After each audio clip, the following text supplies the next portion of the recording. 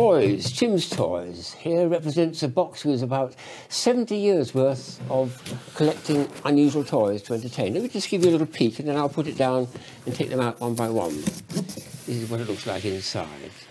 A mass of extraordinary things. Now, I'll put them down here. I start off with the 1950s, when I was a young lad and collecting no more than pocket money toys. I would call these just jokes, illustrations. And they were things like, well, sugar lumps with flies in it, and tear gas bombs, and itching powder, and sneezing powder, all that stuff. That was my earliest collecting. And then I moved to Richmond and I found a toy shop near me which started selling very unusual toys. And here's one which I remember making as a 12-year-old in the 1950s. And this is wonderful to see because the Japanese have done something magical with this. It's a tumbling blocks, but look at that. Isn't that beautiful? What a lovely idea. And this is from a local toy shop which I went to many, many times to start building up my toy collection. And then I got serious because I wanted to entertain children at parties, and I noticed at a 21st birthday party in London, someone had bought one of these, new in 1986, no, 1966. This is 1966, a long time ago. When you turn it on, let me see if I can get it to work. He moves towards. He stops.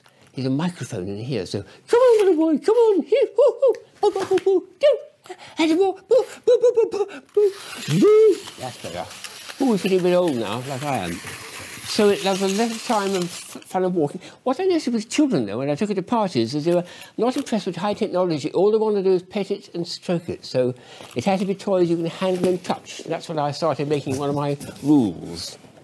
I also developed some interesting toys. This is the one I had the most success with, I think, which is a lovely idea. They're little sort of party blowouts. But I developed something like this. Amazing, about 2 meters long. So I've another one here. It shutters too. So that was a great fun. To develop that was just a great thrill for me and a lot of fun at parties, I may say. And then I started finding things which weren't actually toys. They were, you say, they didn't start off as toys. They started off as vases. That was supposed to be a vase cover. But this one had a lovely development because it had the appearance of a fish, look with eyes, and did a bit of that. At the same time, children being playful could find they could put it on their head as a hat and push it down, and there's a hat. Or, and this is where it really got fun, to put it this way, and we have a mask, etc., etc. So a lot of fun with something that isn't meant to be a toy as such, but it's developed into a toy. I also found a lot of tin toys, especially when I started going to the Nuremberg Toy Fair. And this is the kind of thing I found. This was, I think, in the 1980s, but in fact it was a 1966 toy made in Western Germany.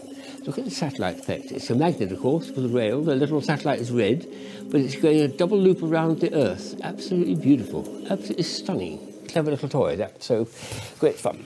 I'm often asked what's my favourite toy. It's always the latest. So this one here, which I must get out, is the latest toy, and I think it's magnificent. Probably one of the best latest toy I've ever had for a long time. It's bizarre, isn't it? Because it's a cigar ashtray with lots of cigars around it. So what's clever about that? Well, there's something absolutely magical about this. Let me show you what it does. We've got ashtray with 1, 2, 3, 4, 5, 6, 7 cigars. Agree? 7? Now see what happens when I just do Count again. We've got 1, 2, 3, 4, 5, 6 cigars. Where does the 7th one go to? No idea. It gets worse. 1, 2. And now we've got 1, 2, 3, 4, 5, 6, 7, 8, for goodness sake. That's ridiculous. But that's magic.